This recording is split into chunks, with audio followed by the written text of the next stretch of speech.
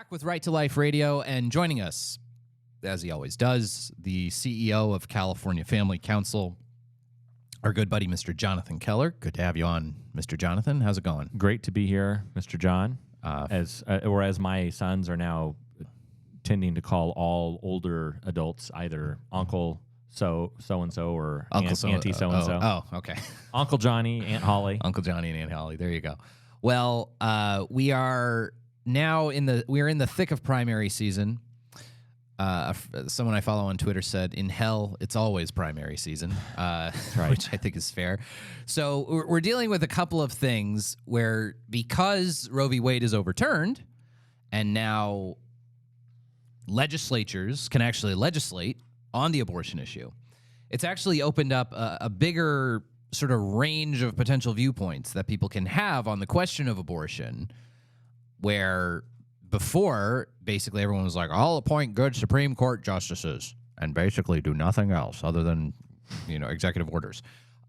So that was basically every Republican running for president had that view. But now we're at this point where there's a lot of volatility because Roe v. Wade's overturned, because there's a lot more that legislative bodies can do. I think it's reasonable to expect Republican presidential candidates, like, what are you going to push for as far as your actual policy preferences, legislation you will try to pass to limit abortion on the nationwide level? Or will you try to do it at all? Will you take the all of a sudden heroic federalist position of saying, absolutely not, the Constitution does not allow us to regulate this specific part of interstate commerce. All other parts of interstate commerce can be regulated, but this is not the activity Congress should regulate. All of a sudden, all these Republican politicians who, had voted for nationwide abortion legislation forever are all of a sudden rediscovering they've discovered the 10th Amendment, and they are absolutists. Yeah, they're rediscovered this renewed commitment to a strict federalism.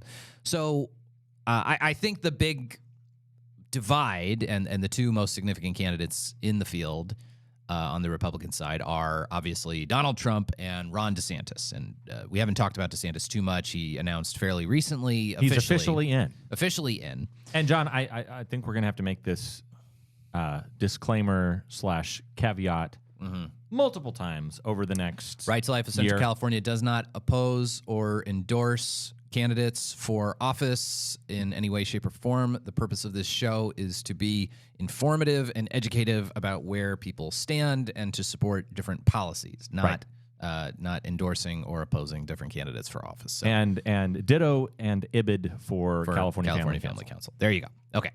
So with all that being said, DeSantis is, oddly enough, and you would not expect this in a Republican primary, DeSantis is being hit by the leading candidate in the Republican primary, Donald Trump, for a number of things. I think there are a number of things that I think are kind of surprising that Trump is using to attack Governor DeSantis, including trying to say that New York did a better job during COVID than Florida did, which I think from most Republicans' perspective would be a little eyebrow-raising. But basically, I think Trump is taking the posture that if DeSantis says the sky is blue, he will deny it and assert that the sky is green, and how dare you assert that the sky is blue.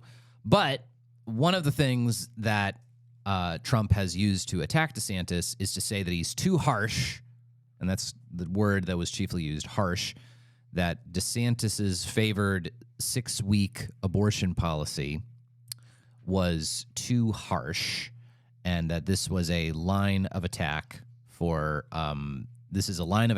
Trump to use against DeSantis. That this basically, Governor DeSantis and the Florida legislature had passed a bill banning abortions after the 6-week point in pregnancy, and Trump says this is too harsh. So I guess let's dig into that. This seems to me not good on Donald Trump's part, and I'm not sure how he's going to kind of try to CYA this. I don't think a 6-week abortion ban is harsh. I think abortion is harsh. And yes. I think I sort of wonder what the Republican Party, I'm sort of nervous about the future of the Republican Party, because I think a lot of the future of the Republican Party hinges on this primary election. Yes. And I think, John, that it's an important thing to remember is that the person who is elected president is not only the leader of the country, obviously, but that person is then the de facto leader of the party that they were elected under. Exactly. Yeah. And whoever wins the nomination has a big say in drafting the platform of the party. So both the Republican Party and the Democratic Party, and I guess probably the Libertarian Party, Yep. if they're not, too busy smoking pot to actually draft the platform. Any political party in America has a platform, and the platform is a large document summarizing what the party, as a party, officially believes about a wide range of political issues. And every 4 years, every presidential cycle, the party issues a new platform. I think to our chagrin on this show, back in 2020, the Republican Party did not issue a new platform in 2020, which I guess allegedly this was because of COVID, that it was making it too difficult for people to go to the convention and meet for. I have my own thoughts about that specifically. Which I think is a big old hunk of malarkey. Democrats were able to produce their platform, and they were objectively far more concerned about COVID than Republicans were. So I found that to be highly suspect, and I guess that's my concern is, DeSantis seems to have a certain view on, now I don't know how clearly he's spoken about national legislation on abortion, but he seems to be quite comfortable with the idea, seemingly.